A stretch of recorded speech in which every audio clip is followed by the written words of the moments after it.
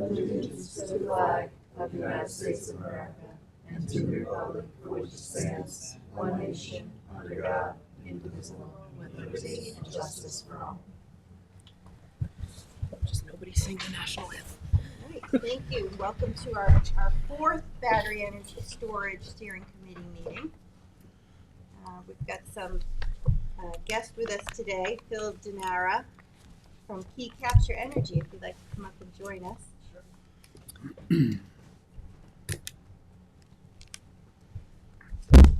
We also were supposed to have Bill and Gary again. Are they joining us on Gary is Zoom? going to join if he's not already online. Okay. And Bill, I think the same. Bill is doing some site inspections Yeah. in Montauk and East Hampton. He said he'd get here as soon as he could. In person. Or he would just pull off the road if the traffic was. He's on Zoom. He's on Zoom. Oh, okay, Yes. great. Oh, good. Can Bill's all we prepared. see them Thanks, too, Sarah. Kevin? We only see George and his interplanetary background. Intergalactic.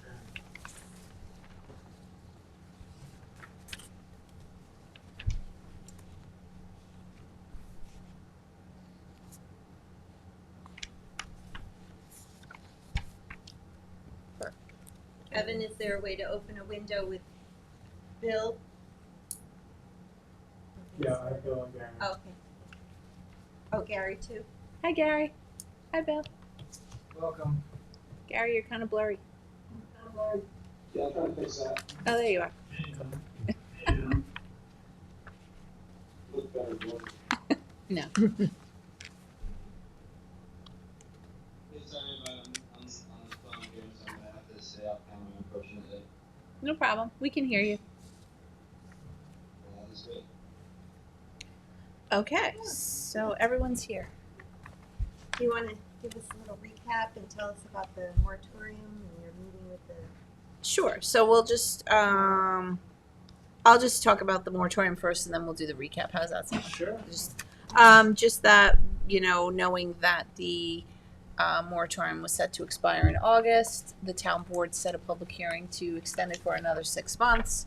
To that end, there'll be a hearing on Tuesday about this, and a notice of adoption to consider on the same night or subsequent to, whichever the board wants. But we did bring it to the planning board and the Suffolk County Planning Commission. Both entities, voted to approve that. So if the town wants to extend it, you're free to do so. Yeah, So- thank you for doing that. I mean, of course, we need a little more time, but we are working through the issues, and we're going to come up with some solutions soon. Yeah, it's better to have the time than to, not. So we have that space to really go through this. And as you know, it's been an iterative process. So to that end, Seth is just going to kind of go back through. The last meeting was a public engagement meeting, Absolutely. and we kind of went through some mapping exercise. There was some outstanding things that we've now included here. And then, after we talk about all that, we'll get into when do you want to do a next public engagement? We sort of, I think, informally said we'll do one like this, then include the public, and then sort of keep going in that way. But we just included some calendars for everybody to put down their availability, so we can figure that out. So, Just for the public record, the public hearing is on July 23rd, and that's 6 p.m. Am I correct? Yep. Okay. For the public hearing, the for public the hearing extension. for the extension, just if anyone's interested in participating. And just as Supervisor Moore mentioned, this is our fourth meeting, the third of which was open to the public. I feel like we got some very good feedback from the citizenry. They were in support of the analysis that we've been performing, and they had some insightful questions, which we are hoping to address as this process unfolds. I would certainly hope that we can include the public again. I would suggest maybe every third meeting if that's something that the steering committee is open to. At any rate, just to summarize the methodology of how we've been approaching this difficult task is looking at the battery energy storage at the utility scale primarily, and looking at the feasibility of actual siting of this machinery throughout the town, looking at the town code and the zones that were permitted. Originally, we had started with the inclusion of R60 and R80. The first thing we did was to eliminate that as a possibility. Subsequent to that, we've also limited multifamily as well. And we have been left with the LIs, HVHC, HO, OD, and VB, and supermarket, SCB. So in order to hone in on what developers might look at, we were graciously offered the hosting capacity map by LI, Long Island Power Authority. We've kind of used it as an energy overlay to correlate with the zones here in the town that were potential BESS sites.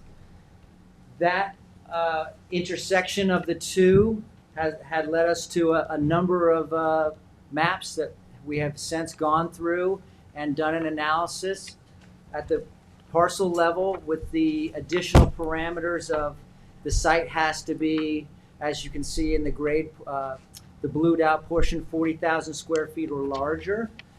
And we also added the parameter of a 300-foot buffer, and that was a suggestion based on the dispersal of toxic fumes after an emergency deflagration, let's say. So it's an after 300 feet. It's my understanding you don't have to evacuate further than 300 feet. This is something we certainly should discuss, and I need to strengthen my understanding of how we come exactly to that 300 feet, and if that's something we wish to proceed with.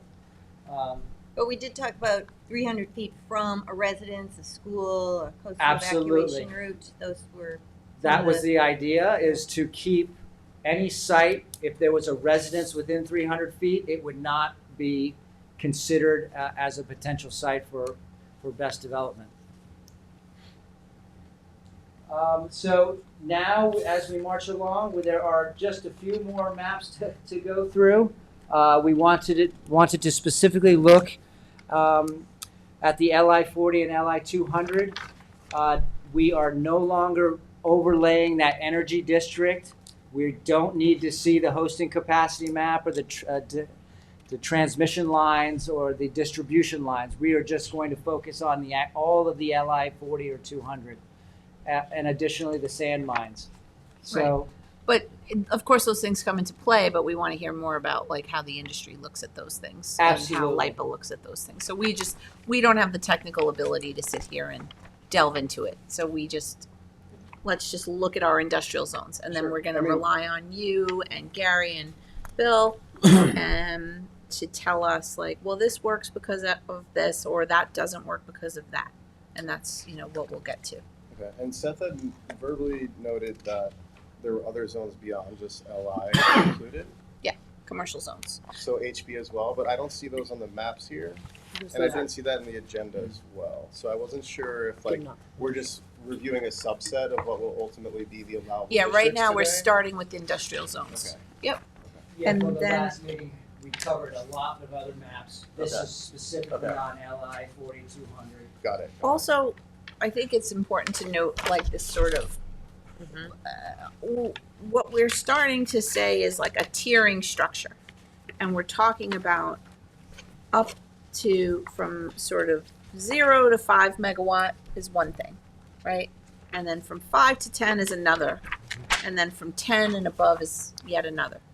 That's what we're starting to understand as far as, NYSERDA has a fast track program, and we gave you this on this picture here just to show the regulatory realms. There's a fast track from 0 to 300 kilowatt hours, and then there's sort of like a retail program. There's residential scale to 80 kilowatt hour, then it's sort of retail storage and then it gets into utility scale. So we just want to say that, And our current in code our, is everything over 600.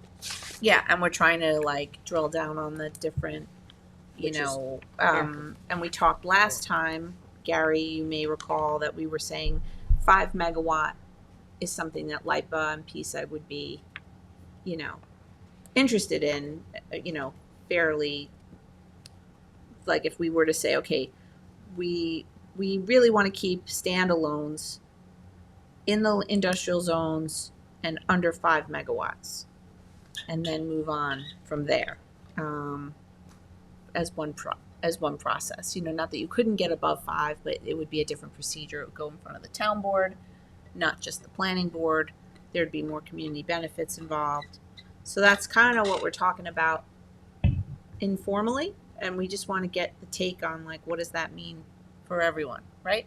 And looking at these maps, and are they appropriate for up to 5 megawatt in certain locations, and then where are the locations that would be appropriate for anything higher, like LI 200, which is a 5-acre light industrial zone.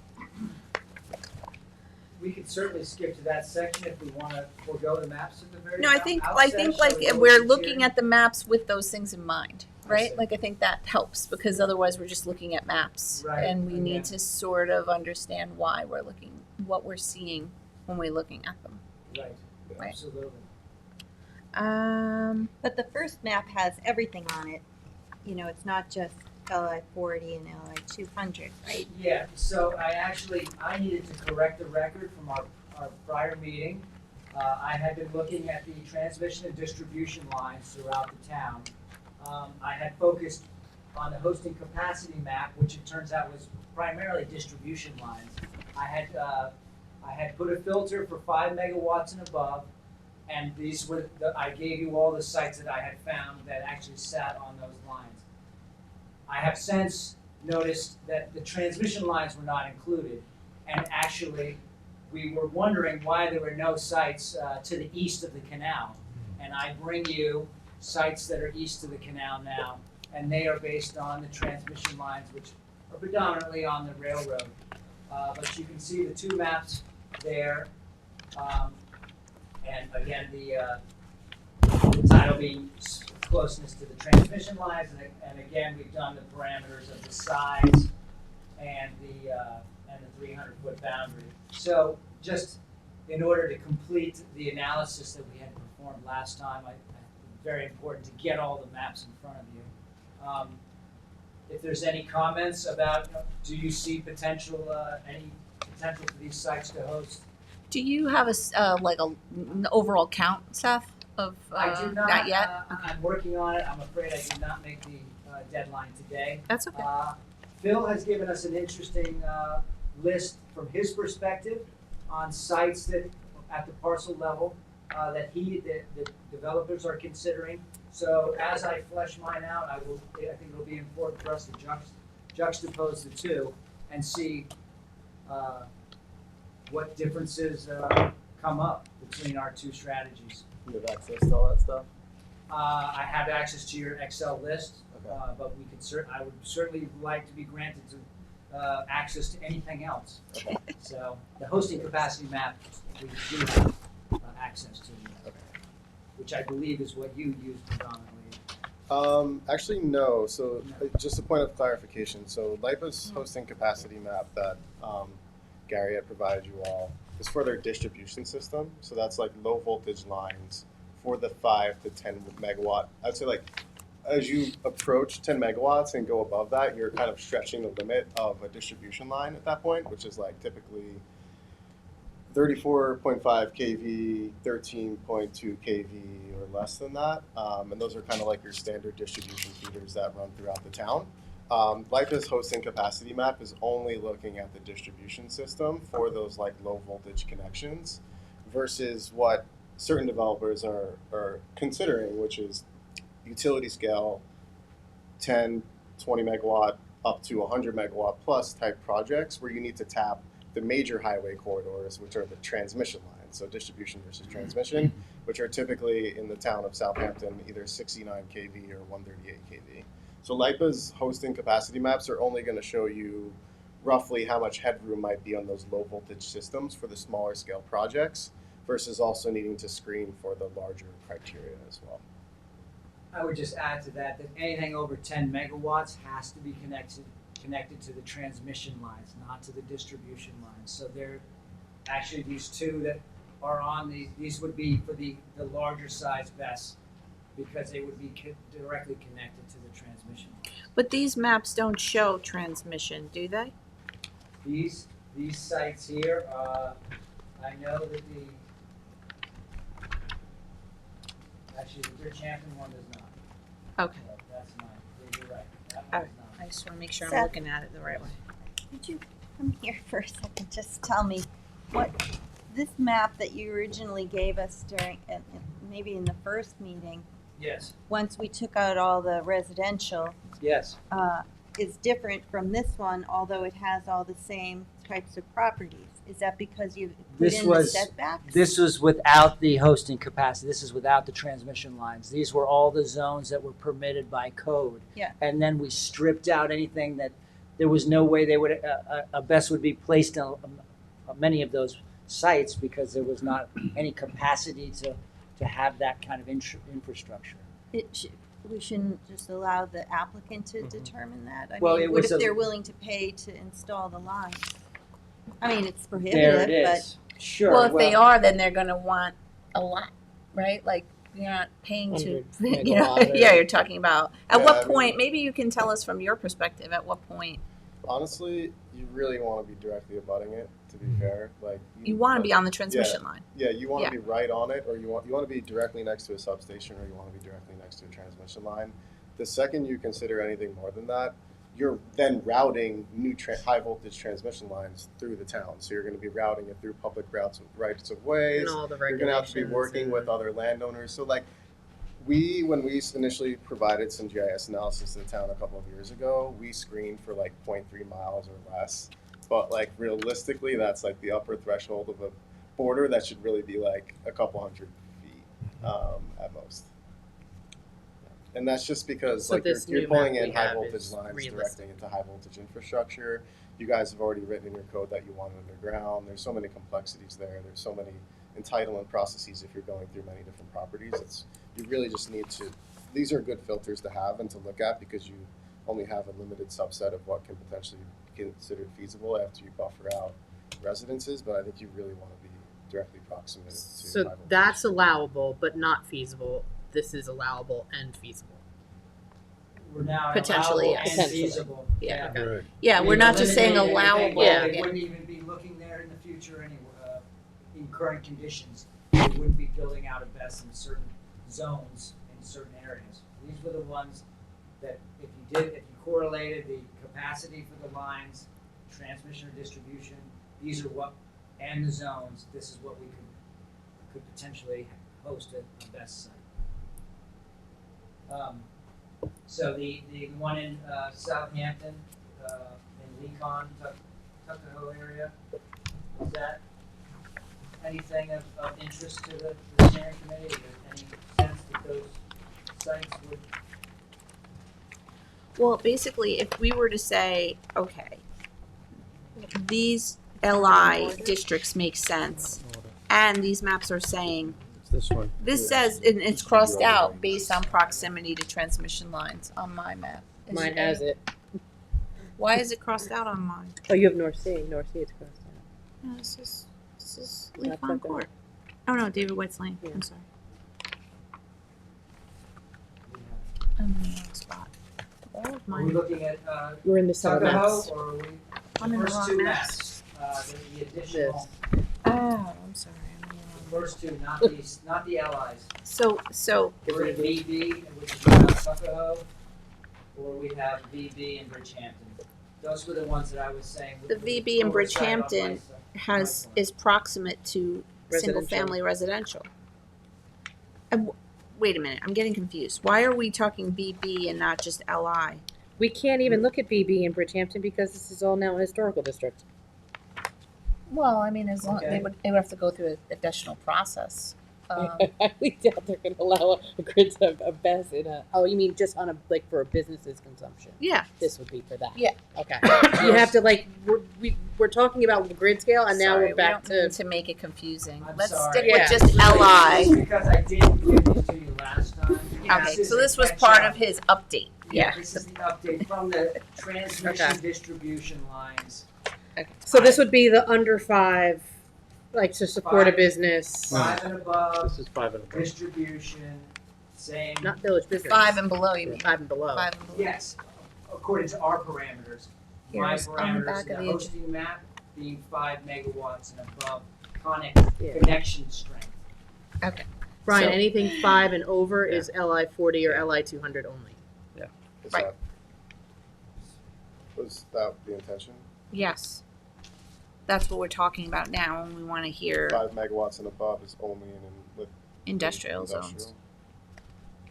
I Yep. mean, I don't know that I understand that criteria when there's other zoning districts that literally have the same issues that you have here for the industrial districts. Like, if you scroll through these maps, pretty much every single one of them I'm looking at, your industrial zoning districts are within 300 feet of residences. So what's the difference between industrial and HB at that point?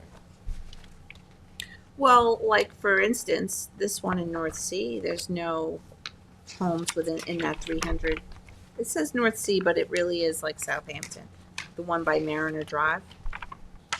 When you look at that one, I can pull it up here. except for that subdivision below the David White's Lane Keyspan thing, all those other businesses in Mariner Drive are not adjacent to homes. You Just so know, we're clear, we're moving on to the LIs? Yeah. Okay. sorry.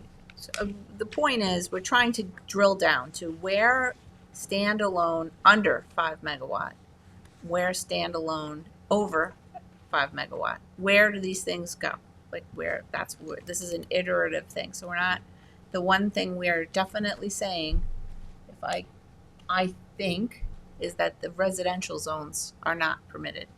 No standalones in any residential zone, which is bad news for I think one of yours. But It's not our project. oh, it's not your project. Good. But regardless of that, I think you should be looking at buffers to residences more than you should be looking at zoning districts, and that parcel has to some degree viability because of its buffers from residences versus, and like comparing it to industrial zones as well.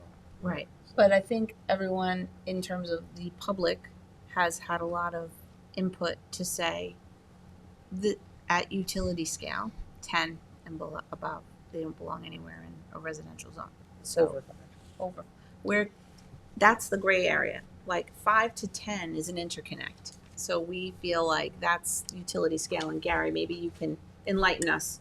At where is the threshold? I thought last time we said 5.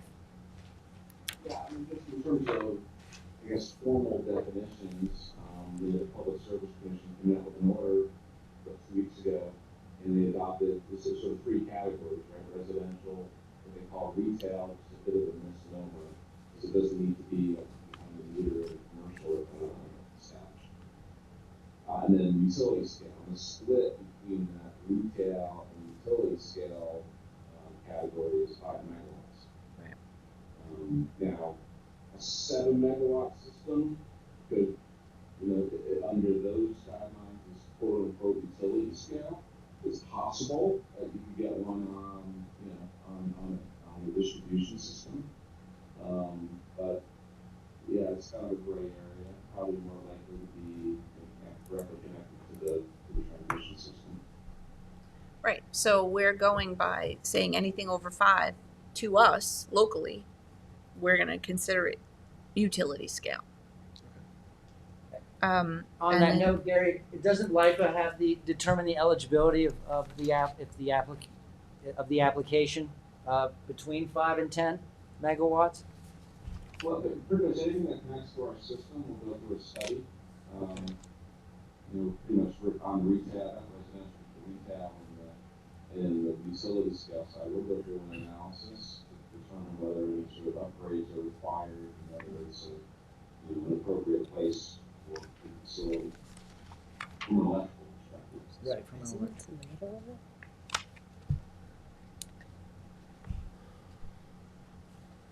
So, Phil, you're saying it doesn't make sense to you for us to say, 5 megawatt in industrial zones only, 5 megawatts and above, or 5 and above. yeah. I mean, again, I think there's other zones that would meet your screening criteria beyond just industrial that you need to consider. Well, what about all the other ones that were listed?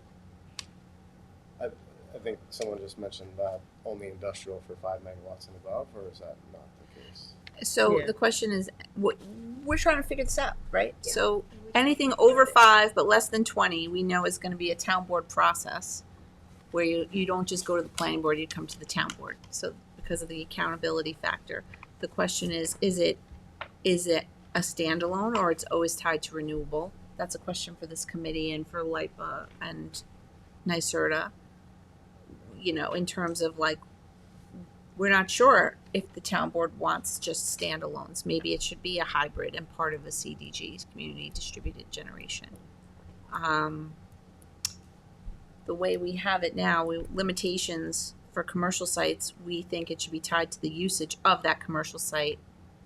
And then FDNY has a standard times 24. Kilowatt hours. times Kilowatt 24. hours. It seems to be like a day's worth of use you could store at your commercial site. That's my understanding. Yeah. Something we can consider. It was 10 times at one point, and then it was bumped up to 24 in the April 2024 version. For 24 hours. 24, but again, you're measuring by kilowatt hours, so my understanding would be that's a day's worth of, it's your usage, and your battery would be, have a nameplate of kilowatt hours, and when you multiply it by 24, you would get 1 day's use. Does that make sense, Gary? Is that correct? Yeah. We need to confirm some of this stuff. That's right. Oh, Bill, thank you. All right. It's an impressive handle on that information that is not intuitive. But yeah, again, I started with 10 hours, and myself and a few other people at the city, over a couple of years got them to move it up to 24. So in other words, under 5, but whatever your capacity usage is, that's what we're talking about for the business district zones. So you're a supermarket, you would come up with your usage, and you would be allowed to have a battery to store your electricity and, yeah. Okay. So your usage plus 24 hours? Times. And that's for as of right in the city, just so that part is clear too. Yeah, Yes. we would, I think, be saying that you would go to the planning board in that case as well. Like you would that's just an accessory to your use on the site. You would just be able to have batteries. They're most likely way under 5, but right, depends, but. So if that multiplication if the 24 times your day use, let's say, if that came out over 5 megawatts, which is probably hard to believe, maybe this would be a fabrication, heavy intensive. In which case, it'd electrical probably be in use. an LI 200 zone. If it went over 5, perhaps then it wouldn't be Trigger the accessory. It would just be up to a maximum of 5. Up to a max and of that's 5. it, right? That would make sense. And in that case, that still requires the 300-foot boundary. What if it's less than 1 or 2? I'm not sure when this 300-foot Then you kicks go in. down to your under 600, which is totally a different code, which is allowed in residential even, right? Right. No, under 80 is allowed in residential. 80 and less is like a battery for your home. And then your 80 to 600. That's the commercial, anywhere up to here. So we're pretty is- much now going, instead of doing 80 to 600, we're doing 80 to 5. If you want to. I don't know. We could do 80 kilowatt hours to 1 megawatt. And then our threshold was 1 and above. 1 to 5, 5 to 10, 10 and above, to a maximum of 20. What was your thinking behind that? That's the regulatory scheme that's already existing. Maybe Bill could Steve. shed some light on how his retail, the retail is considered up to 5 megawatts. Bill?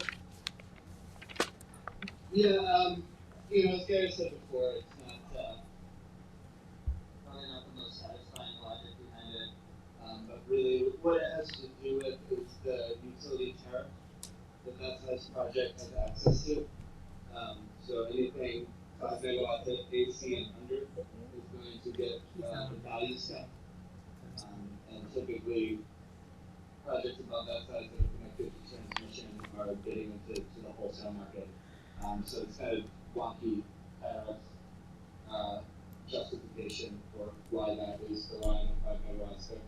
So I'm kind of, you know, in my thinking is if you're allowing this in business districts up to 5, and there's this retail category, wouldn't everybody just be coming in if they have the space and going, I'm going to do the 5 and I'm going to use what I need and then do retail for the rest?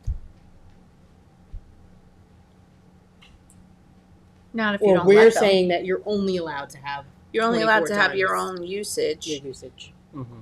And the standalone types that are just literally storing energy from the grid and selling it back like that are only in industrial zones, unless you want to consider something else, like Phil is recommending. I'm not. These are just suggestions. Like, we're not necessarily tied to any of this. We just want to understand, make the most sense and logic for the way it's already done in the state, the way the developers have to deal with the tariffs, and the way we want to protect our residential districts from the stress of thinking that something's going to impact them negatively. I mean, the way that I would think about it, I would just put it into 3 buckets for simplicity. I would do behind the meter systems, front of the meter retail systems, and front of the meter utility scale systems. So behind the meter system is going to be anytime someone is building a battery energy storage system to accommodate and support their own load behind their meter. So this could be everything from residential use to a supermarket to some sort of manufacturing use that is trying to essentially peak shave by during peak hours of the day, taking power from the battery and then charging the battery overnight. But whatever way you want to carve it out, those are like behind the meter uses that are supporting the specific load on site. And generally speaking, those are going to be small in nature, especially in a region like Long Island where we don't have these massive data centers and manufacturing facilities or space to accommodate behind the meter system. So I would almost contemplate like anything that's behind the meter is its own separate bucket. And if you want to carve out residential outside of that, great. Then I would What do would be the size. That's a bit of your discretion. Would make sense to do something. But like it's as definitely much always as- less than 5 It's because at probably gonna- 5 and above is the Times 20. interconnect, a right? behind the meter 5 megawatt system is going to be pretty big. Yeah. So like, what about 2.5? Like, is that something small enough? I maybe go out and solicit feedback from your your largest industrial loads, figure out what their load profile is, and then figure out how they would potentially size a battery accordingly. But generally speaking, yes, like if you're looking at a behind the meter system in the multiple megawatts, that's a lot of capacity. I would honestly bucket that as its own permitting regime. The second one would be front of the meter systems that are retail. So these are the low voltage distribution connected projects in the 5 megawatt range, which are participating in the VEDR programs, participating in NYSERDA's retail incentive programs, whatever they may be. And those are like utility scale in nature, but smaller in size. And those are like typically 5 to at most 10 megawatts connected on the distribution system. And that's an important permitting consideration because these retail projects in the 5 megawatt range have access to the entire distribution system in the town. So there's a lot of lines that they can potentially tap. And then last, it's like the utility scale, bulk scale stuff, which is connecting to the high voltage infrastructure, which is like the 69 kV lines and the 138 kV lines in the town. And those are kind of their own kind of bucket and need to be contemplated separately. over 10 and up? Pretty much anything over 10 megawatts, yeah. This is when you start to connect to the high voltage system, and interconnection gets extremely complex because you're now connecting to a high voltage system, which is really Where we're at. limited in nature in terms of like what you can actually get access to. So those are like the 3 major buckets that come to mind when I think about this. Obviously, I'm not the only perspective in the room, but from my perspective, that makes a lot of sense. Is a shopping center the front of the meter? A shopping center would be behind the meter because they're metering their energy uses behind their own meter. They're not Yeah, injecting they're accounting power for their into the own system. load. So the They're system accounting for never their own buys load. it back if it's in front of me? It can buy it back even behind the meter, Yeah, I know, it but does buy it back, there's doesn't it? tariff kind of implications. That's more that popular support with that. residential than it is commercial. And then with the commercial themselves, each one of the businesses, as far as utilizing the 5 megawatt, that would be just for their own use, not necessarily going to any other stores, because each one of them is going to have their own meters.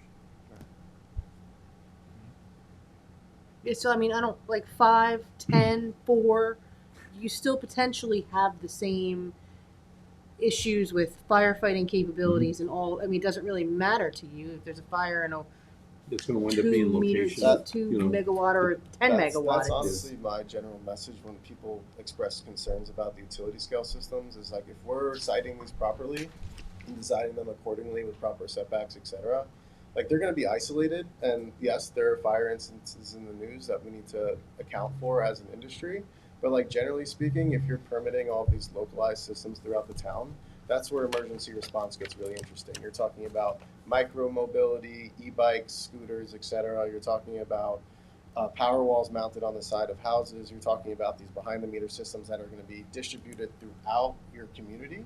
You have Teslas charging in garages, etc.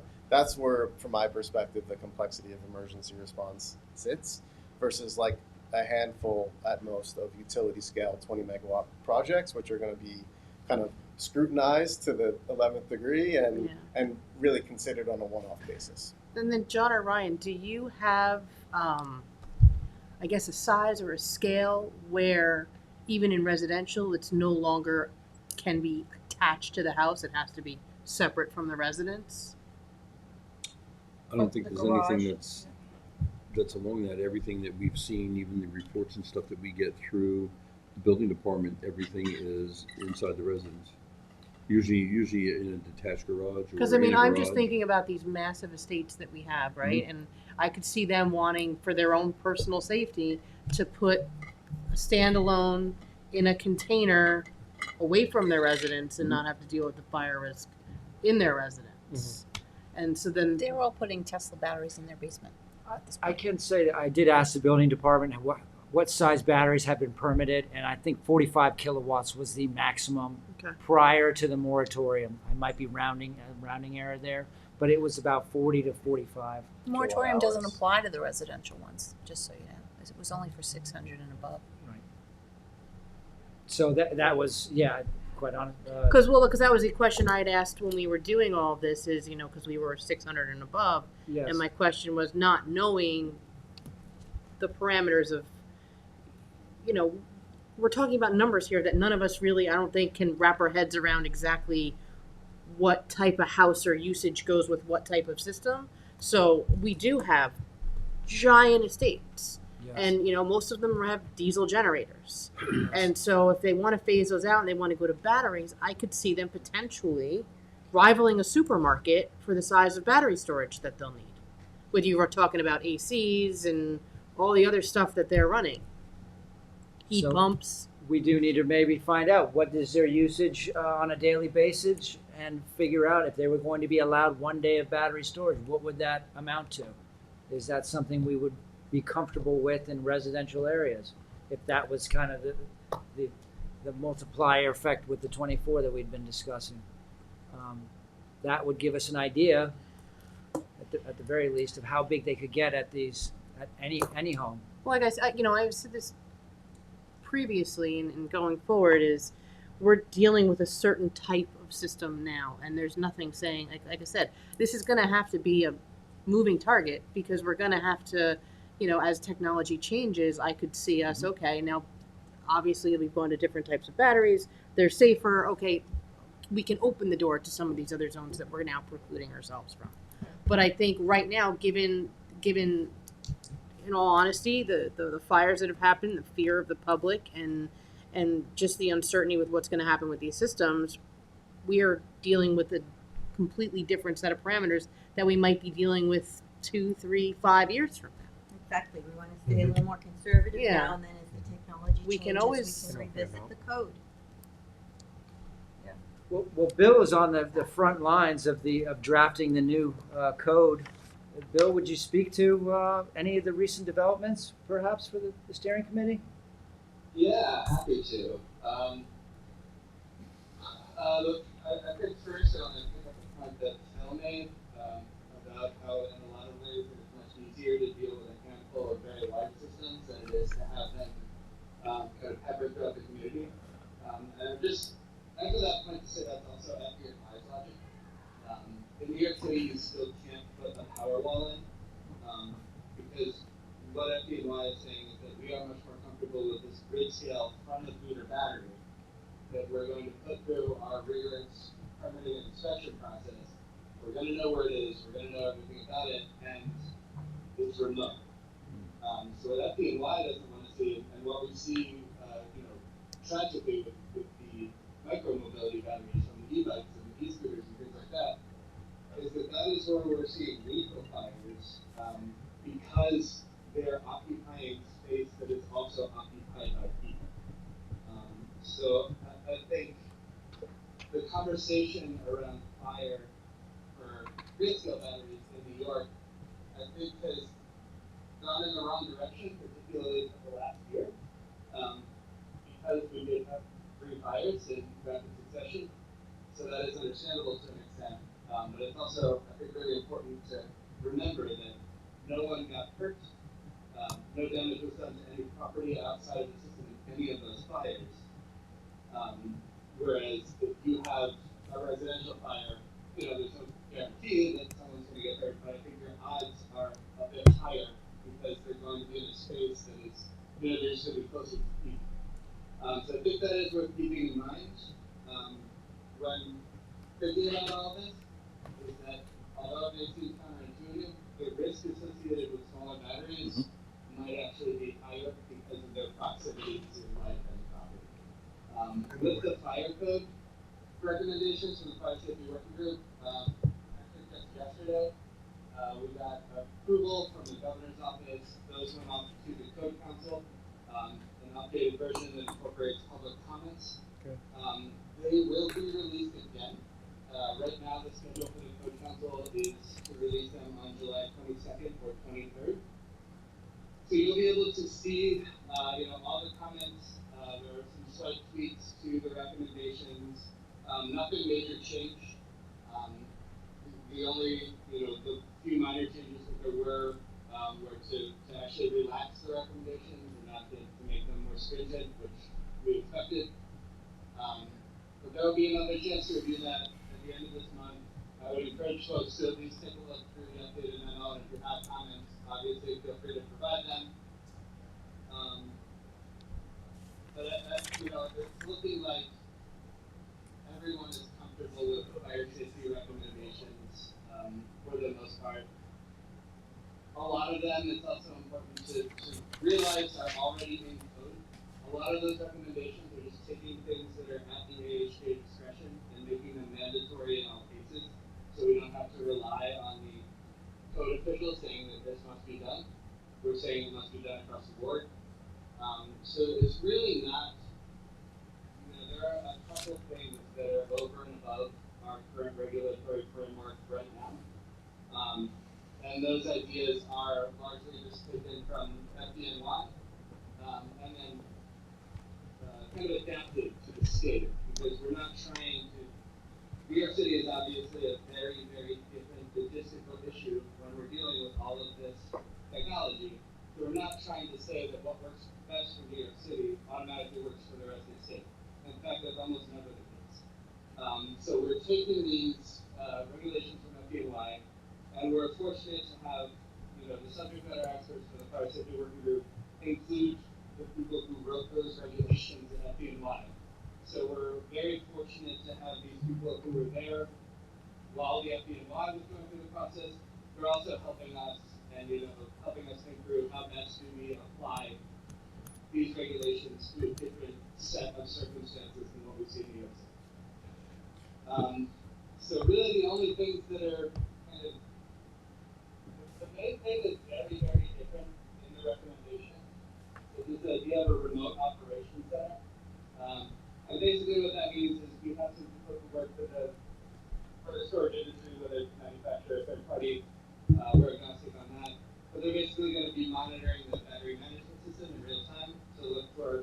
things that will occur now. So the hope is that there's a preventive element to that, from a monitoring the system, they're able to catch things before anything goes wrong. And there's also a reactive element to that. Those folks in the operations center will be reachable by phone immediately, so they can, let the first responders who are en route kind of know what's going on in the system. So that's the remote operations center. I think most of the other recommendations were either already part of code or part of NYSERDA's model law. And the big one there is emergency response plans.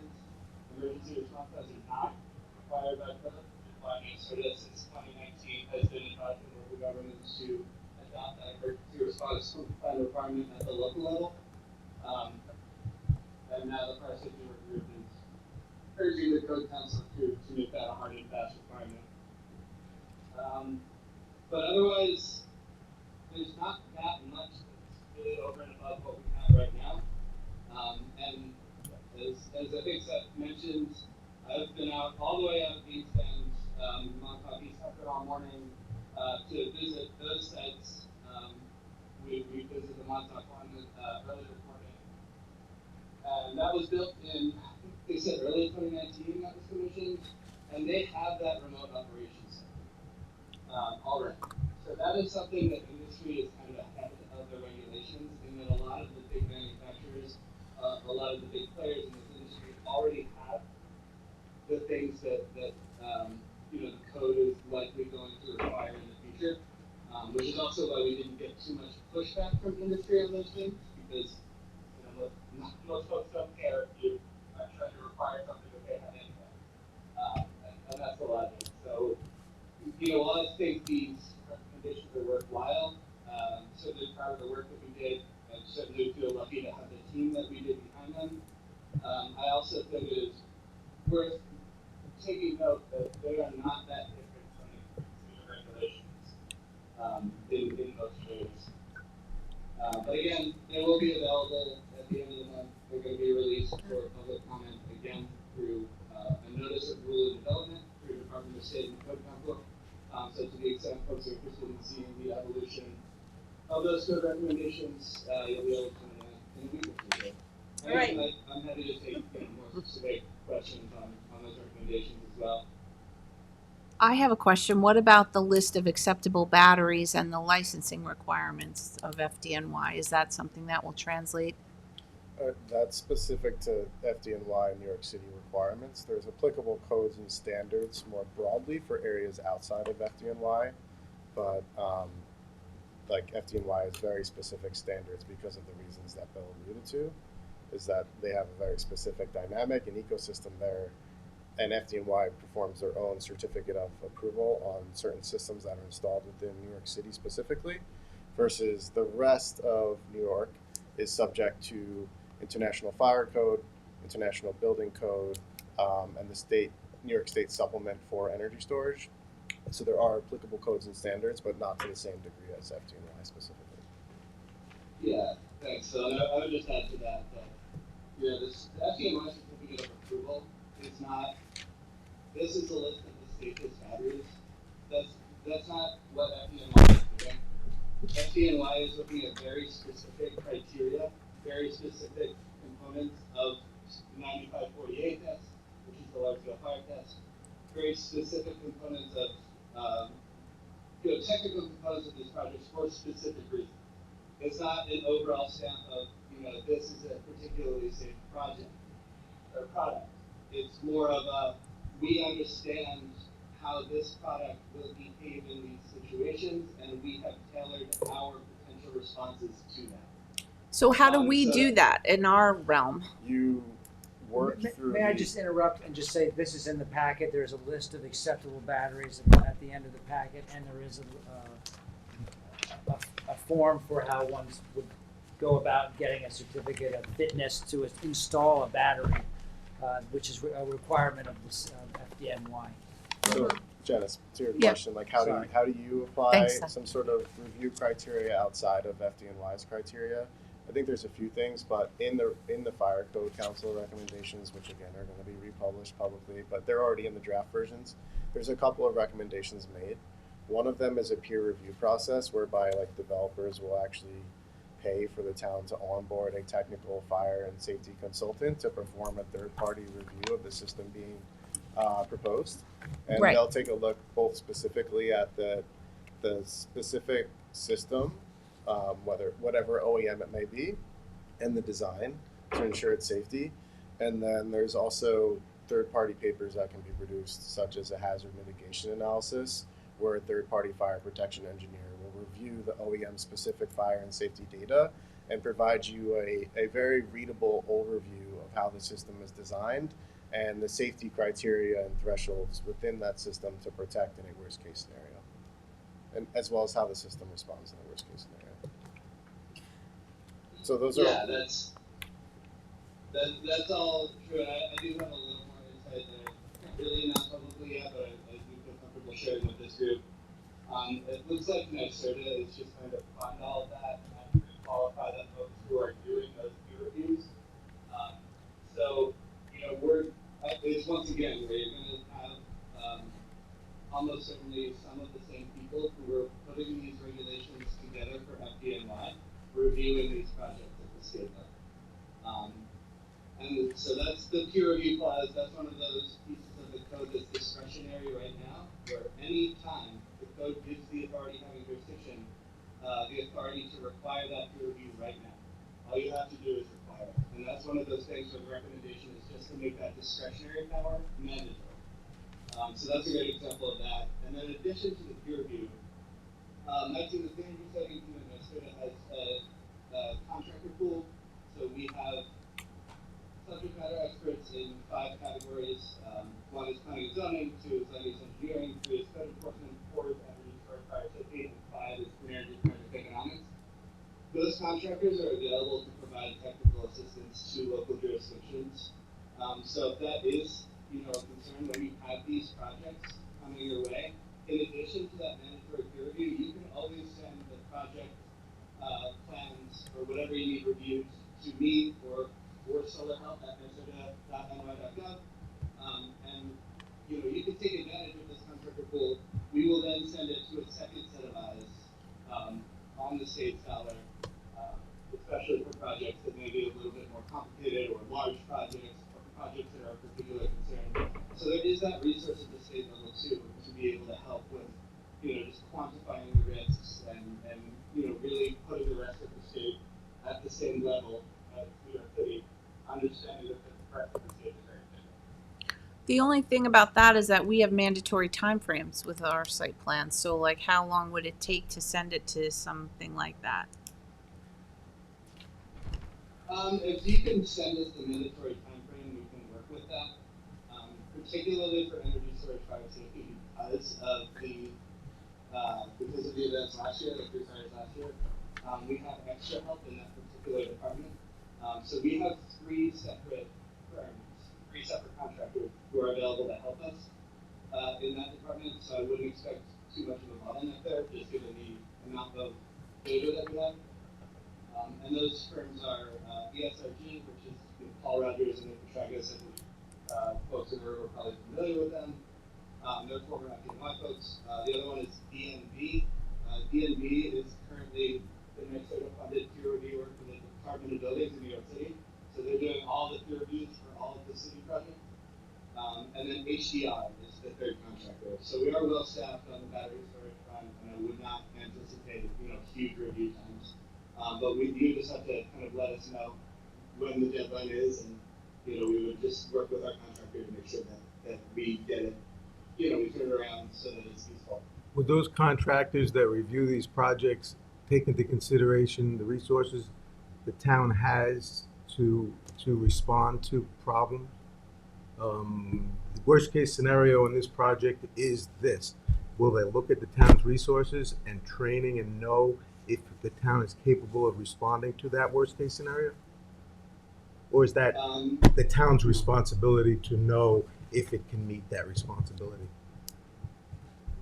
I mean, part of the function of these contractors for Minnesota is that we could pay for the contractors to meet with your fire department and have that conversation with them. But yes, especially the guys at ESRT, who again are largely those would be the first question that they would be trying to answer. Is, you know, how well equipped is the local emergency service to deal with the worst possible scenario from this battery? That would be, you know, front of mind for them in initial review. And just for your awareness, like we have 3 operating large-scale projects in the state today, and have many projects under development right now, either via those operating projects or some of our projects online, not yet in Southampton though. As part of our permitting process, we are providing a emergency response procedure, which is a very long packet, and then we're providing to you, you're reviewing it, and then we're sitting at a table and we're hashing out emergency response procedures. As part of that, we're going to talk about all the resources that you have today, what your volunteer staff looks like, what kind of like support may be needed from nearby locations as part of that effort to figure out what makes the most sense for the municipality. We're also going to provide a hazard mitigation analysis, which is going to refer to the kind of worst case scenario and planning.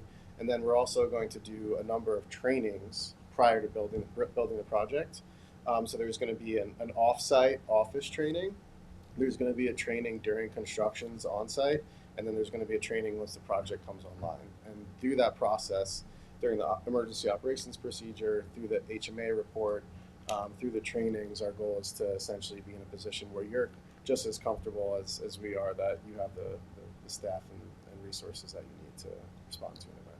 And you've already gone through that with these other... Yeah, we've trained fire departments and brought projects online, and then we have essentially annual training with them on site every year at our operational facilities, and then including some projects that I have right now on Long Island. We're actively preparing for some fire department trainings for some projects that are a little bit more advanced. Thank you. Well, we'll keep a lookout for the recommendations, the revisions, and we'll review those and get back in comments like we did the last time. Fire districts. Are Yeah, we, that should be July Like assess them at a 22nd. higher rate? And then is there gonna be another round of, comments, or will that be it, and then a final report will be issued? So this is what we're considering the final report. The But- next step after that is to take Right. those recommendations and turn them into enforceable code language. And that will be on the Department of State to do with the Code Council. Once that is finished, by law, that will have to go through the SAPA process, State Administrative Procedures Act, which has another public comment period built in. Right now, that's looking like it'll happen in the fall. So there are going to be 2 more opportunities for public comment. One on the report, and then another one on the actual code language that the Department of State drafts to reflect the recommendations. And what's the goal for the final report? The goal for the final report was really just for the Code Council to have, while they're No, I mean timing You're wise. talking about the goal for the code update, Yeah, when's that gonna happen? Would you expect beginning of the year. before the end of the year? Code in effect. I just asked our building department guys. Art Gerhauser took a look, and it is a year off, perhaps, for the code to be revised. No, I'm not talking about our code, I'm talking about the governor's working group. When's the final Or report the draft expected to be? recommendation. 22nd I'm or sorry. 23rd. Excuse me. No, I thought that was just another draft available for comments, and then they're gonna do a code and with more public comments. So are you expecting to finish your process by the end of the year? So the code process for the working group is largely finished. What will be released by the Code Council Department of State is the final amendment. And then it's really, the Code Council is a largely independent body. In terms of a broader final report from the working group, I've heard a lot of people say that that's going to happen. None of them are from the working group. We don't necessarily have a final report that's going to be everything. What we are likely to do is just take every deliverable and every finding from the working group and put it into a single PDF. That would likely happen by the end of the year. But there won't really be much new in that because it will really be, we recognize this as a situation with some urgency, so we're releasing things as we have them for the working group. We're Yeah, not holding okay. anything But back. All right, and because we don't want to finalize our code changes Well- until we see what the state. Well, just to putting speak to that for a second, like we're talking about applicable fire codes and standards that our projects are going to be subject to, which is the purview of the Fire Code Council. Like you all here, your goal is to talk about zoning and siting. I think it's absolutely fine to formalize a code that has acceptable zoning districts that you're going to permit and begin processing applications with the understanding that the fire code is going to be implemented, and any project that you approve and gets built is going to be subject to that code, right? Because at the end of the day, like, these are two different avenues that can happen concurrently. One is like zoning and siting and the approval process for that, and then separately it's the applicable fire codes and standards. I don't think there's any reason to hold up the permitting side of things and being able to set yourselves up to process applications with the understanding that ultimately we're going to be subject to the most stringent codes and standards in the nation that are ultimately going to be implemented in the state of New York. Yeah, Yeah, we're but still it's working hard for through me. all our zoning and everything at the same time. It's all happening Absolutely. concurrently, Yeah. so. You know, also the planning board, I want to know what the fire code, standards are For sure. before they approve an application.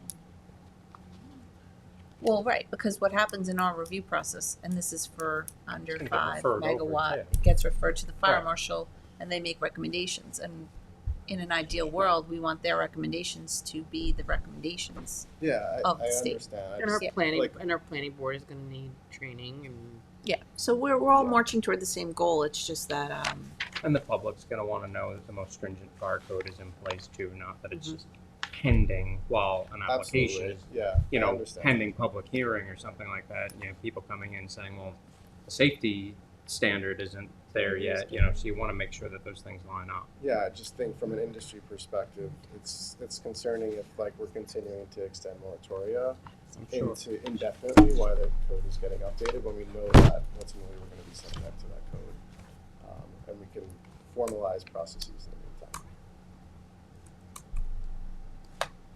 did we lose Gary? A little while ago. Kevin? So, what were you just saying about Oh, he is ours here. in a whole year? Uh, What are you the talking about? ICC, the fire code, the building, all the New York State uniform codes and the fire code are not going to be updated. They were working on them right now, trying to get the Ryan, perhaps you could speak to, you know much more than I on all the, where we stand right now on the code, what code book we're working off of and what we're trying to adopt. And my understanding is it's not for another year before the fire codes are the new fire codes of 2022 are adopted. A lot of this stuff is already in the international fire code. Right. It's a matter of the state. So the state of New York doesn't operate, just on the I codes. It's the Uniform Fire and Building Code of the state of New York. It's a slightly modified version.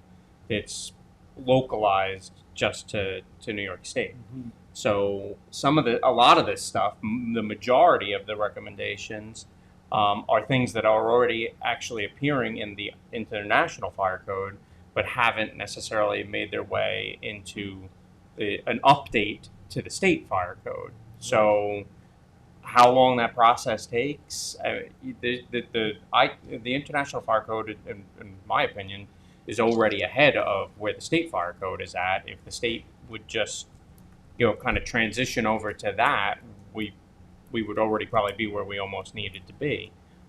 What their timeline is on adopting those changes, I don't know. I mean, hopefully it would be sooner than later, since the stuff's already published and being utilized and being followed by the industry in any state or location that follows the international code. Hopefully the state would act sooner than later and adopt it and incorporate it into our code so that we can not try and have to develop our own standalone local code and then go to the Codes Council for approval of a more stringent local. That's the other option. You could adopt a lot of the language of the fire code. You could adopt a lot of the recommendations of the review committee and everything else on almost like a localized basis and incorporate it into our own town code. But then each one of those things have to become a local law filing with the state, has to get adopted, approved by the Codes Council, everything else. And it's a lot of work to go through to redo our own fire code if we could just get these changes adopted by the state and put into the state code. Yeah, that's all 100% right, and I appreciate the knowledge that there's very few people have that particular knowledge. I would also say that yes, the 2024 International Fire Code was released by the International Code Council at the beginning of this year. It is not a coincidence that the fire code recommendations from the working group are very similar to the new language in the 2024 International Fire Code and the 2023 version of NFPA 855, which is the NFPA standard for storage development. That's because, again, a lot of the people who work on the FDNY regulations are also part of these standard-setting bodies nationally. So we were fortunate enough to have a few people in the room with us who were working on the national standards, understood where they were going, and understood, what shortcomings there were at the national level. So that was all very intentional. The fire safety working group recommendations were supposed to harmonize with the next iteration of the national standards to the extent that they could. And just one last kind of additional point, the last timeline I got for implementation of the 2024 Uniform Code is mid-2025. So mid-year next year is when they expect to have, the codes go into effect at the moment. Which is the big shame, because all these codes are written, but we're not able to enforce them because they're not adopted by the state. So we have this lag time, and in a sense, Which is not anything not unusual. unusual. That's the way that every single code update for ages now has occurred. It's, international code, and then, year or two later becomes part of the state code, and then, is obviously then adopted by the local jurisdictions that are participating in the Uniform Fire and Building Code of the state of New York. So that lag time of you get a code update that's addressing current technology or building trends or whatever it is, we're easily on a pretty regular basis, like 2 years or so behind with what the codes could possibly be. Yeah. And Brian, from your perspective, is the when it becomes into effect in mid 2025, is this something? I'm just thinking about timing here and being able to see our industry and storage move towards its state's goals. Is this like a building department, building permit type of review? Can we be moving through seeker and site plan approvals and then have projects subject to International Fire Code and the state supplement?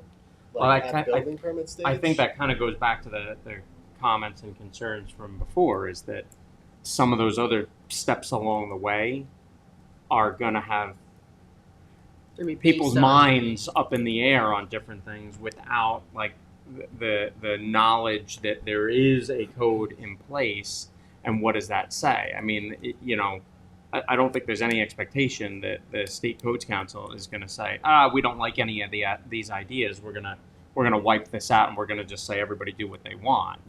I think they're gonna adopt the more stringent requirements that are already in the International Fire Code and the recommendations. But I think part of the problem that you'll face in the process leading up to that too is going to be when there's a public hearing and stuff or whatever on a project, and the public doesn't believe that the most safe and current fire code is in place.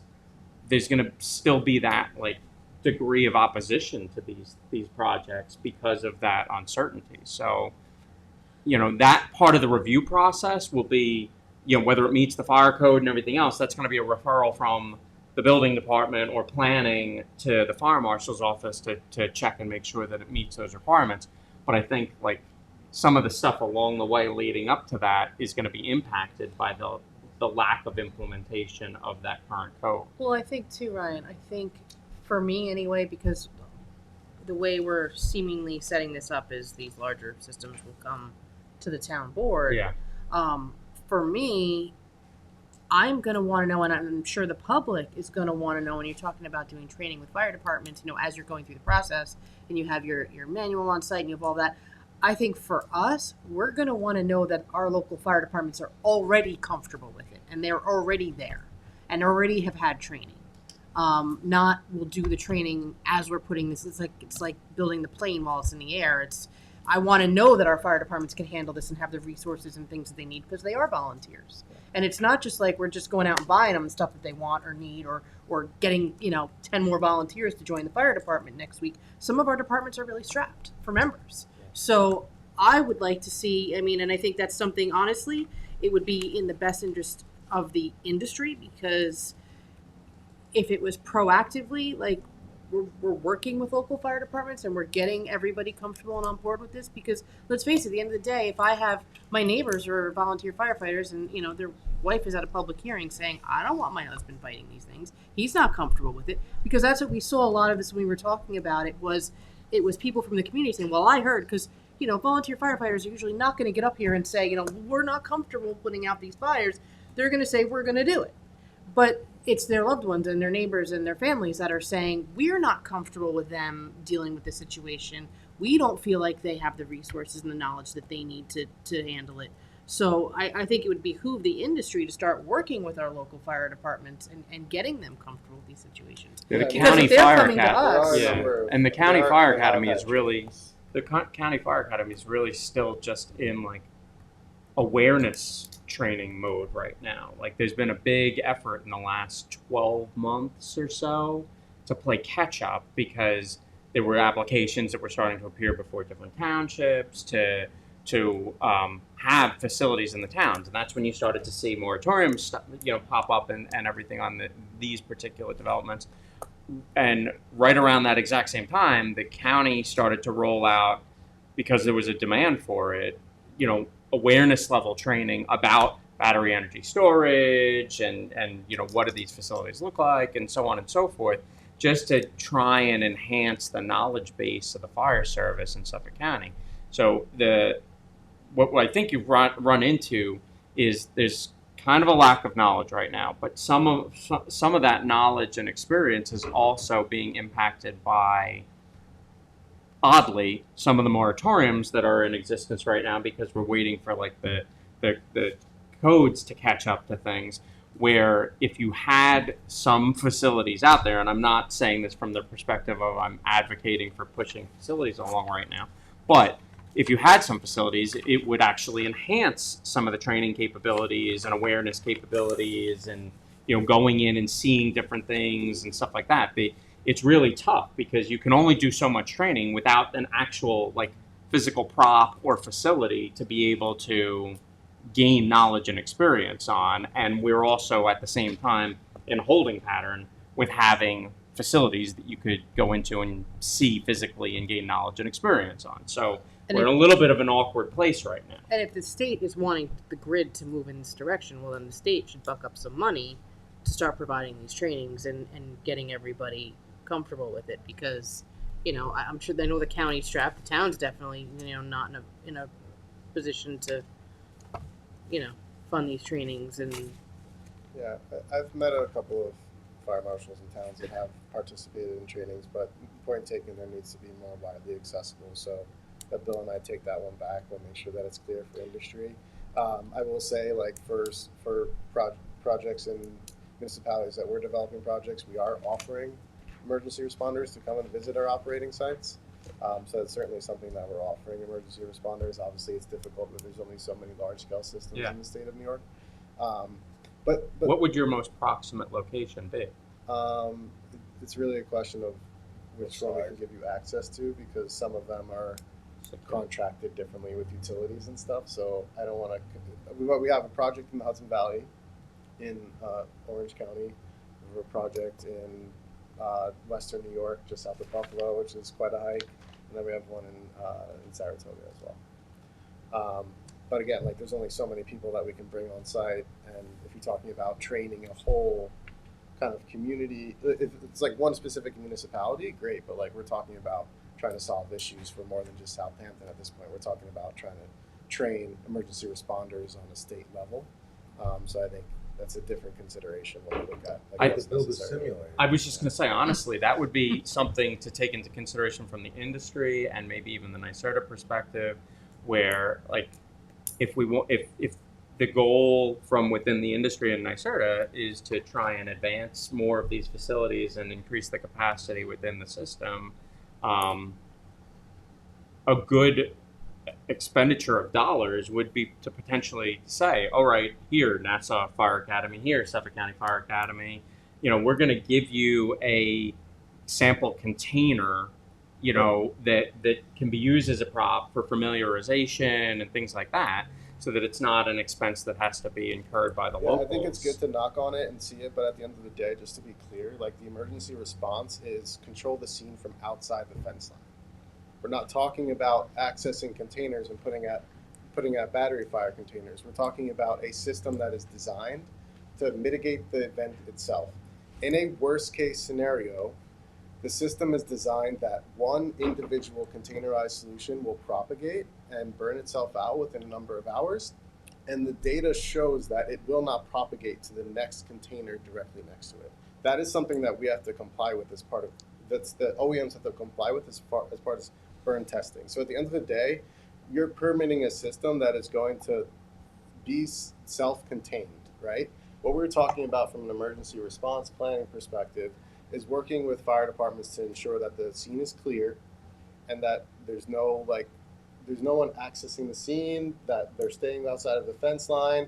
Perhaps if there is vegetation, they're like maybe controlling some sort of fire spray to nearby vegetation to keep that wet, whatever it may be, in case that like sparks or flames were to blow in the wind. But at the end of the day, we're not talking about rushing into a scene and putting out a fire. We're talking about a system that is self-contained and enclosed within a very safe area, and having emergency responders essentially able to stay outside of that area and control the scene. And I think that's extremely important, because I think when we go into many of these towns, what they think is going to happen is they're going to sprint into a container, bust it open, and start spraying down batteries that are on fire, and that's just not the case. We're talking about containing a system from outside the fence line. at what size, at what size do the self-contained units start? Like at very small megawatts? Kilowatts, sorry. Yeah, so I'm focused on utility scale systems, which are the containerized solutions. That goes down all the way. I mean, Bill, I don't know if you want to speak to self-containment on like residential and behind the meter stuff. This might be a better question for you, but yeah, I mean, I think any standalone, or I know any standalone, because it's a code department, is going to have this, that same fire test that Bill was describing. It will have to demonstrate that the fire will not spread from one unit to another. It is required to have internal fire suppression. So any standalone, different cabinets and so let's go to residential. Residential has to pass a different fire test, a more stringent fire test for UL.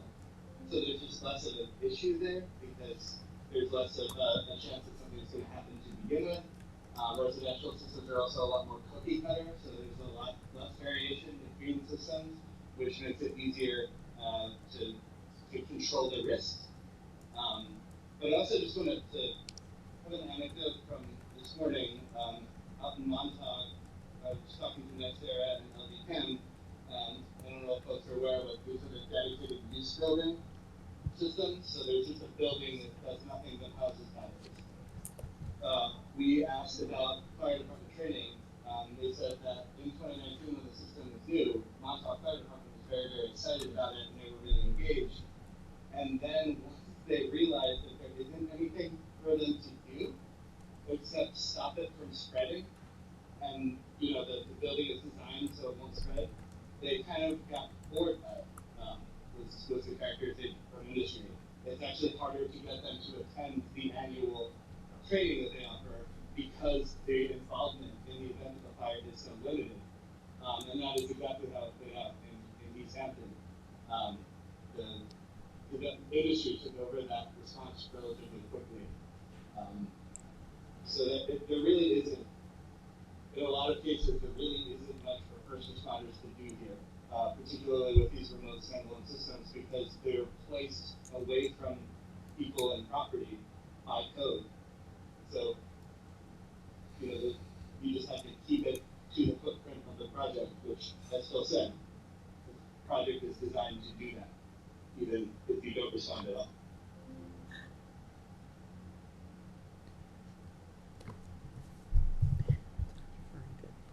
How many of these systems are coming through with sprinklers or misting systems in them? Not many. We're not typically recommending water on these because at the end of the day, the systems are designed to, in a worst case scenario, propagate and go into a thermal event and burn itself out. Because you can't actually put out a chemical fire with water.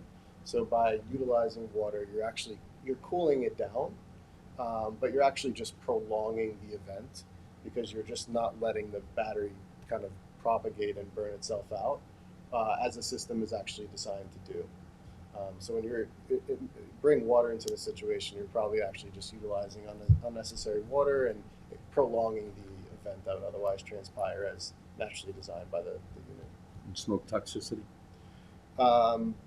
So every study that's been released today has shown that a battery storage fire is equivalent to that of a standard structural fire. So the plastics and electronics in your house, the veneer siding on the side of your house, all of that would be equivalent from an air toxicity perspective to what we are seeing when we perform air monitoring at the facilities that have burned to date. Yeah, and I know for Long Island too, folks really focus on the East Hampton fire, understandably so. And there was a delay. There wasn't real-time air quality monitoring, and then the soil was a few months after the fire that they did testing. That wasn't true of the other two. So we do have that data from the State Office of Fire Prevention and Control, taken while the fire is burning, while the smoke is pluming, that shows us that there is nothing of concern of what fire service does for outside of the fence line of that project. And then inside the fence line of the project, I think the levels were still below the threshold for harm to human health. So, you know, being on the front lines of this, as was said earlier, in many ways for a long time, almost all of what you hear about the toxicity of the smoke has no grounding in any sort of, you know, science, information, real data. There's really nothing out there. And plenty of people We have a public hearing and Yeah. somebody brings it. Yeah, well, I just relate it to Yeah. a typical structural fire because you have the plastics, you have the electronics, you have the battery devices inside of your home. If that were to go up, you're going to have an equivalent air toxicity. To what all I'll say, I feel like this could turn into a potential, you know, agree to disagree type scenario. So all I'm going to say is that the fire training, and this is not just from my perspective here, right? I have 25 years in the fire service. I'm a commissioner up west too, right? The fire training, and I've gone to the county awareness training. I've sat through state trainings. I've sat through stuff from UL, and what we're hearing right now about toxicity levels and concerns and everything is not matching what we're being trained on in the fire service and what we're hearing about what concerns we should have with regards to what's in the air or what's in the runoff water from suppression activities. So I appreciate that there's a different perspective out there, but that it's not matching up with what we're hearing. Sure, and I have never, you know, responded to a fire in my life. So of course, you know, go with the folks who are training you who are qualified to do that. You know, I'm not claiming to be. I'm just, you know, was given the results directly of what was measured in New York. And I know that there's a lot of misinformation specifically spreading around that.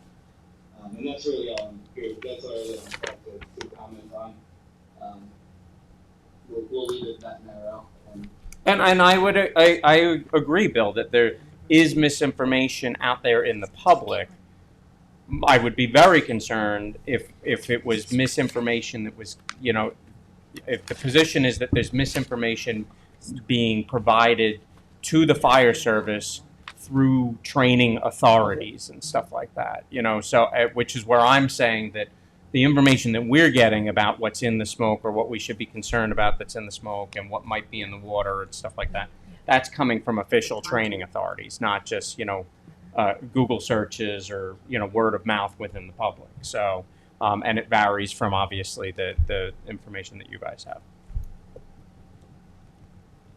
I would just add that we would love to see any scientific papers, any analysis of the toxicity, both in the water or in the air from a Right, from a because fire that's event. where we go back to the beginning of this, which was that 300 feet, and we're still trying to understand if there's no toxicity, then why is it 300 feet? It must have some bearing on like having that kind of setback. Bill, I think we was talking about the 300-foot issue a little bit the other day. Maybe you can just refresh where that came from. Yeah, so that was from the Office of Fire Prevention and Control. And what they're saying is, and I don't think they've released this officially yet, so we certainly follow up with them before acting on it. I'm just relaying a conversation with you that I was a part of. What they were saying is that the most that you would need to monitor is 300 feet downwind. That's the maximum that they said. So that's good. Like that's, I think, a better way to think of it than evacuation. That's how far their maximum distance is for their estimates to be monitoring smoke to see, what's in it and what's potentially harmful. And that's really what they've been saying, and I think a lot of that, kind of reading between the lines here, and I think the reason that was kind of brought up in the first place was because fire departments say that we need to evacuate a mile in all directions, and if I'm understanding correctly, the core behind that thought is that's what we do for unknown hazardous Right. That would materials. be the ERG's recommendation. Yeah. And then the idea being, so why we're saying, we're going to monitor around 300 is, I think the position is increasingly becoming that lithium-ion battery fire is not an unknown hazardous substance anymore. I think that's the direction that we're moving in, to start putting those types of parameters around it. Because I think there's pretty universal consensus that a mile in every direction is very extreme. So I think it's kind of an effort to kind of drill that down into, what do we need to be worried about and how much, what types of things do we need to be worried about and what distances.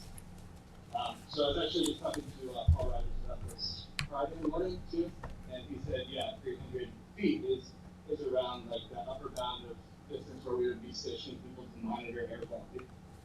This was how he put it on Friday morning. And that's for all the different types of batteries? I mean, like, what if there's, if we're not saying, okay, you can only use these 10 types or whatever, like FDNY has a certification for a type of battery, how do you know that that's okay if it's an unknown battery? I know that the 9548 test report has gas makeup as part of the test. I'm not sure the extent to which you can translate those test results to reality, just because my technical prowess is not that good, frankly. But I believe that the 9548 report would give you some indication of that. But in the conversations that I've had with the State Fire Office and with Paul Rogers and others, no specific technology was mentioned outside of lithium ion. So I'm not aware of any product that would have variance in that kind of response or standard. Okay, So maybe before we finish up here, we can just go over where we're at, because if our next meeting's gonna be public, I kind of want to let the public know where we're leaning towards. Well, are we going public next time? Yeah, that was the other question. We had given you all I a thought it would be calendar, perhaps every and third. we thought August 20th from 2 to 3:30 was a time that might work. It's the off week from the town board, and that's up to the chair. Would you like So I to? think, well, for this part here, this next meeting, I would think we should do it for internally. I don't think we're ready to tell the public where we are, because we got sidetracked with a lot of other information today. We can end today, and then we can go back to actual our zoning Yeah. on the next Okay. meeting. Work on our Friday. zoning. I'm sorry, I need to just for the record, we were notified, I represent one of the property owners that's looking to develop one of these types of facilities. We were told by the town that this was a public meeting, so my client. It's a public meeting, meaning you can attend, but it's Okay. not public for. It's not a public hearing. It's not a public. No, It's up I'm to- not it's a- comfortable with somebody that has applications pending to. Well, it's up to you. I mean, whatever you guys want. I don't know. He does. He was invited to And we're at our time anyway. All right. We were told we were invited, so, I mean, there must have been You're miscommunication. able to attend any of these or watch them on Zoom, but whether or not you are, it's only the ones that we create as public sessions that people come up to the mic, and that's not this one. Or the next one, from what people are saying. It could be the next one, or it could be September 24th. So we do September 24th as well. Public. All right. So, but what you can do, and what others have done, Send us. is they information. give us information. No, I think we have, a letter from Kyle Fritz. Yeah, so we do have that. So, And but, one other comment, and just anecdotal, but how is the possibility of an invite to be extended to, we're similarly situated, so see. He was at our public meeting where we did have it open to public input, and we invited him back for more so of that an doesn't mean industry you input. can't be invited back. So why don't you send us a letter, and we can invite you next time to sit with us. And we also, we have September. 2 public hearings on this Thank topic you. on Tuesday, next Tuesday, the Don't worry 23rd. about it for an application. Yeah, but This no, is no, not there's also a but- public hearing to extend the moratorium. So you're more than welcome to put in any comments and information at that meeting as well. My comments were now, code Yeah, so You can, but that's happy to hear it in writing. next Tuesday or in writing. So right now, as it stands, on Tuesday at 6 o'clock is the moratorium extension hearing. And on August 20th is a proposed next steering committee meeting at 2 o'clock. And then on September 24th is the next public session where the public can then, we'll get our mapping in order August by, 20th. by, August 20th is this meeting. Yeah. Non-public. And then- August 24th. September 24th. I'm And sorry, September why am I keep 24th saying is the a same town- thing? town September board. 24th, public session. That's a town board meeting. No, it isn't. Yes, it is. Town I'm board meetings are sorry. the 10th and the 24th. You're right. How about the 17th 17th? is good. Excuse me. So make that the 17th. Should we make that an We're in September. evening meeting if we're gonna have 17th. the public? Or It's later up in to the you, afternoon? whatever you want to do. Can anybody make an evening or later afternoon meeting? And at 2 o'clock in the middle of the day is kind of hard for working For people. public.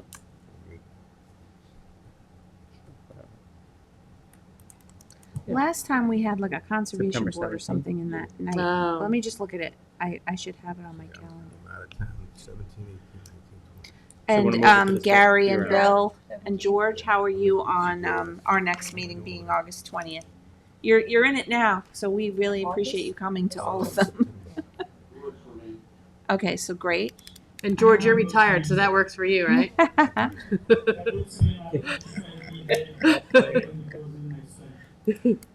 So we're moving the September to 17th then? 17. He said he's It's all okay right, with I'm all right, Mr. Public. 17th is on or Is, can we do later afternoon or evening? Do you yeah, know? there's nothing that I know of in the boardroom. Oh, landmarks board, At what time? 7 o'clock. So could we do 5 to 7? Yeah. Does that work for you guys? Why don't you do like 4:30 to 6:30? 4:30 to 6:30? Just give Yeah, it that's a fine. chance to clear out. Okay. 4:30 to 6:30 on the Because then 17th even is if the people public can't get here for session. 4:30, they can, as long as they're here, in that Yep. time. No, it makes sense. Okay, so just to recap, August 20th, 2 o'clock is the next regular meeting. September 17th from 4:30 to 6:30 will be the next public invited meeting. Yep. And so at the August 20th meeting, we'll have more on our direction with the code, taking in input and looking at the maps a little. Seth and I will work out. We could Parcel develop the parcel specific, list, yeah. without having looked at these ones, I guess we'll have to make some in-house calls on some of the LI and the sand mines, or we just Yeah. leave that. We'll leave For the that for next- next time. We'll Next talk about time, the I sand think mines. you need to be considering it on a buffer requirement rather than just flat zoning districts. and consider other zoning districts for the 5 megawatt plus. And we'll take that into consideration. Thank you. Because I don't know how many of these are actually directly approximate to transmission and substation, but it looks like maybe 1 or 2 of these actually. Well, that's what we were kind of hoping you would tell us. So maybe you can take those back to. Yeah, sure. I mean, I gave Scott, I'll work with Seth, but Okay. I have some good visualizations. Very good. We appreciate it. Okay. I think there's some other zoning districts that make sense to consider. Well, that's what we're here to do, is look at it all. Do you want me here on August 20th? If you can come. Sure. Okay. Anything else? Thank you all. Oh, where did Ann? Thank you, Seth. She had to leave, but she can come on the 20th. Thank you. Thanks, everyone.